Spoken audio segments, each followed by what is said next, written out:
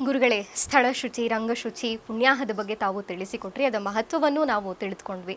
ನಂತರ ಯಾವ ಕ್ರಮದಿಂದ ಪೂಜೆ ಮುಂದುವರಿಯುತ್ತೆ ಗುರುಗಳೇ? ನೋಡಿ, ಪುಣ್ಯಾಹದ ನಂತರ ನಾವು ಯಾವುದೇ ಪೂಜೆ ಪುನಸ್ಕಾರಗಳಾಗಲಿ, ನೋಡಿ ಶಾಸ್ತ್ರ ಏನು ಹೇಳುತ್ತೆ, ಕಂಕಣಬದ್ಧರಾಗಿ ಪೂಜೆ ಪುನಸ್ಕಾರಗಳನ್ನು ಮಾಡಬೇಕು ಅಂತ.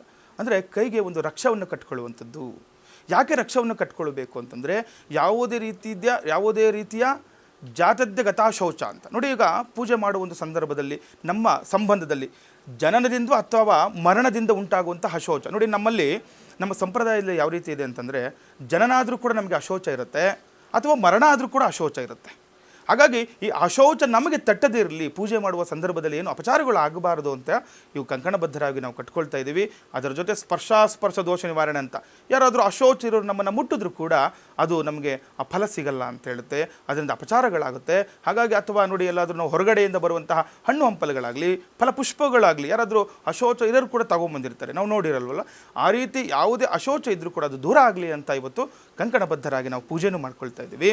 ಅದರ ಜೊತೆ ವರಮಹಾಲಕ್ಷ್ಮಿಯ ಒಂದು ವಿಶೇಷತೆ ನಾನು ಹೇಳ್ತೇನೆ.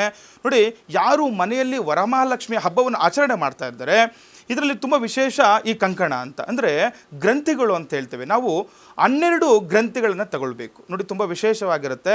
ಈ 12 ಗ್ರಂಥಿಗಳ ಪೂಜೆಯನ್ನು ಮಾಡಬೇಕು. ನಾನು ಆ ಪೂಜೆ ವಿಧಾನವನ್ನು ಕೂಡ ನಿಮಗೆ ತಿಳಿಸ್ಕೊಡ್ತೇನೆ.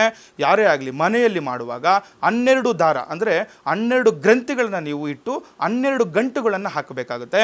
ಆ 12 ಗಂಟುಗಳನ್ನು ಹಾಕಿ ಅಲ್ಲಿ ನೀವು ಪೂಜೆ ಮಾಡಬೇಕು. ಯಾಕಂದರೆ ಯಾರಾದರೂ ಮನೆಯಲ್ಲಿ ನೀವು ಮಾಡ್ಕೊಳ್ತಿರೋರು ನೋಡ್ಕೊಳ್ಬೇಕಾಗುತ್ತೆ. 12 ಗ್ರಂಥಿಗಳು 12 ಗಂಟುಗಳಿರಬೇಕು. ಆ ಒಂದು ಸೂತ್ರಕ್ಕೆ, ಆ ಒಂದು ರಕ್ಷೆಗೆ ನೀವು ಪೂಜೆಯನ್ನು ಮಾಡ್ಕೊಳ್ತಾ ಅದನ್ನು ಪೂಜೆ ಆದ ನಂತರ ಕಟ್ಕೊಳ್ಬೇಕು. ನೋಡಿ, ಸಾಮಾನ್ಯವಾಗಿ ಕೆಲವೊಂದು ಶಾಸ್ತ್ರದಲ್ಲಿ ಕೆಲವೊಂದು ಪೂಜೆ ಪುನಸ್ಕಾರಗಳು ಮಾಡುವಾಗ ನಾವು ಪೂಜೆಯ ಪ್ರಾರಂಭದಲ್ಲಿ ನಾವು ಕಂಕಣ ಧಾರಣೆ ಮಾಡ್ಕೊಳ್ತೀವಿ. ಆದರೆ ವರಮಹಾಲಕ್ಷ್ಮಿಯ ವಿಶೇಷತೆ ಏನಂತಂದರೆ, ಈ ವರಮಹಾಲಕ್ಷ್ಮಿ ವಿಶೇಷತೆಯಲ್ಲಿ ನಾವೇನು ಮಾಡಬೇಕು, ಪೂಜೆಗೆ ಮಾಡಬೇಕು. ಪೂಜೆಯ ನಂತರ ಈ ಒಂದು ಕಂಕಣ ಧಾರಣ ಮಾಡುವಂಥದ್ದು. ಹಾಗಾಗಿ ನಿಮ್ಮೆಲ್ಲರಿಗೂ ಕೂಡ ಪೂಜೆಯ ನಂತರ ಕಂಕಣ ಧಾರಣೆ ಇರುತ್ತೆ.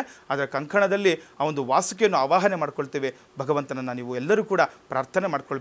ಅದರ ಜೊತೆ ತುಂಬ ವಿಶೇಷ, ವರಮಹಾಲಕ್ಷ್ಮಿಯಲ್ಲಿ ಈ 12 ಲಕ್ಷ್ಮಿಗಳನ್ನು ಆವಾಹನೆ ಮಾಡ್ತೀವಿ ಗ್ರಂಥಿಗಳಲ್ಲಿ ನಾವು. ಅದು ತುಂಬ ವಿಶೇಷ ಆಗಿರುತ್ತೆ. ಎಲ್ಲರೂ ಕೂಡ ಆ ವರಮಹಾಲಕ್ಷ್ಮಿಯನ್ನು ಪ್ರಾರ್ಥನೆ ಮಾಡ್ಕೊಳ್ತಾ ಪೂಜೆಯನ್ನು ಮುಂದುವರಿಸೋಣ.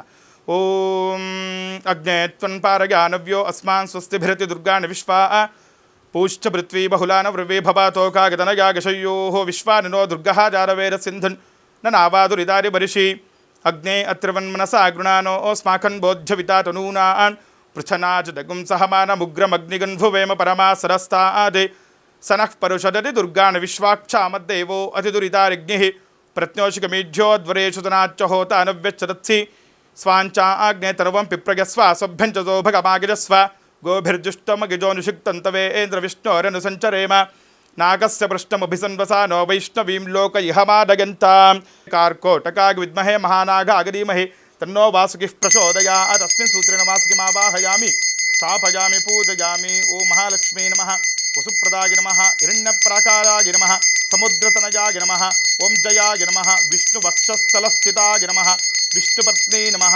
ಪ್ರಸನ್ನಾಕ್ಷೇ ನಮಃ, ದ್ವಾದಶದೇವತಾಯೇ ನಮೋ ನಮಃ. ಅಸ್ಮಿನ್ ಸೂತ್ರೇಣ ಆವಾಹಯಾಮಿ ಸ್ಥಾಪಯಾಮಿ ಪೂಜಯಾಮಿ ಅಭಿಮುಖಿಂ ಕರೋಮಿ.